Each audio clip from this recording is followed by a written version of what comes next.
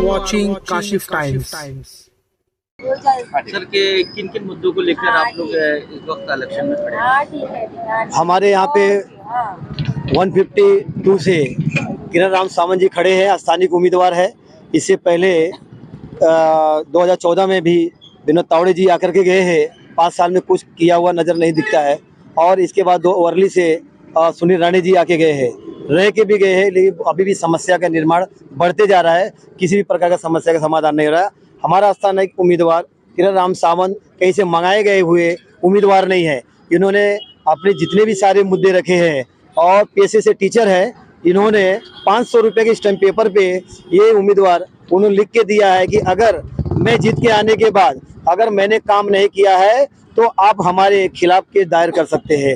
ये बहुत बड़ी बात इन्होंने वादा किया है। आज तक जितने भी कैंडिडेट है ऐसा कोई वादा करके नहीं गया है और उनको काम नहीं करना है, इसलिए स्टैम्प पेपर पे लिख के नहीं देने वाले हैं। और ये स्टैम्प पेपर लिख के इसलिए दे रहे हैं कि इनको काम करना है। और यहाँ पे इतनी समस्या का निर्माण हो गई है कि यहाँ पे जातिवाद भेदभाव किया जाता है, उनको पहचान के काम किया जाता है। अगर कोई सवाल जवाब करता है, न्याय मांगने की बात करता है तो अपना उनके ऊपर गलत तरीके से इस्तेमाल किया जाता है।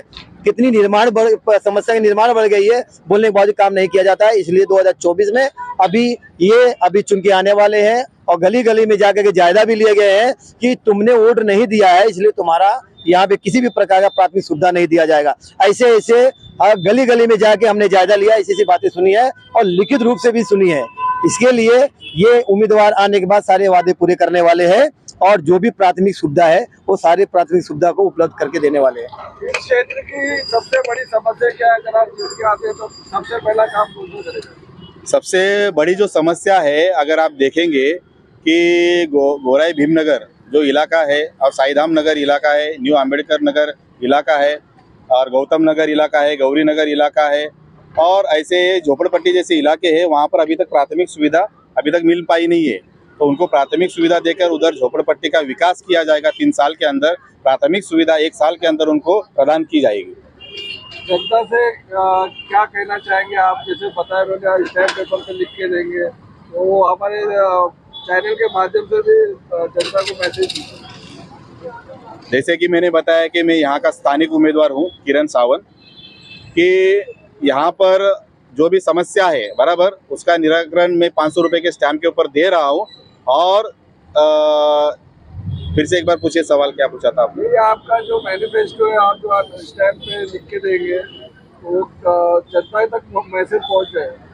वो पहुंच रहा है, पत्रक के द्वारा हम लोग पहुंचा रहे हैं और उनके साथ फेस टू फेस 1-to-1 भी कर रहे हैं कि आपकी जो भी समस्या है वो हमको बताइए और उसका समस्या का समाधान हम ही लोग कर सकते हैं, बहुजन मुक्ति पार्टी के द्वारा कर सकते हैं। क्योंकि अभी तक 15 साल या 20 साल के अंदर यहाँ पर कोई भी समस्या का अभी तक समाधान नहीं हो चुका है।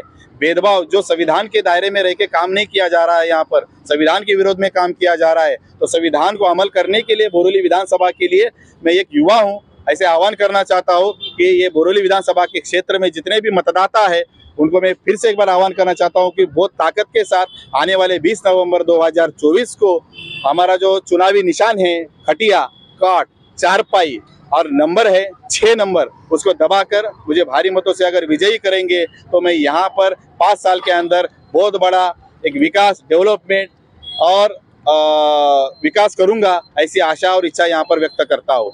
जिस तरीके से बताया गया आप पेशे से टीचर हैं और यहाँ पर बच्चों के लिए किस तरीके की सुविधाएं हैं स्कूल में, उसके बारे में थोड़ा बताइए। यहाँ पर जो विद्यार्थी है बराबर, तो वहाँ पर भेदभाव किया जा रहा है। अभी जैसे कि गोराई में स्वामी विवेकानंद स्कूल है, तो वहाँ पर माड़ा के द्वारा मराठी मीडियम चलाने की वहाँ पर परमिशन दी गई थी, लेकिन मराठी मीडियम के बच्चों को जो SC, ST, OBC और माइनॉरिटी बच्चों को मराठी मीडियम स्कूल न खोलने के लिए वहाँ पर दूसरे स्कूल में जाना पड़ा और वहाँ पर इंग्लिश मीडियम का स्कूल खोलकर वहाँ पर बहुत सारा फीस कलेक्ट किया जाता है और हमारे जो बच्चे हैं उसको एजुकेशन के द्वारा वंचित किया जाता है। आने वाले समय में वो भी हम लोग मुद्दा उठाएंगे।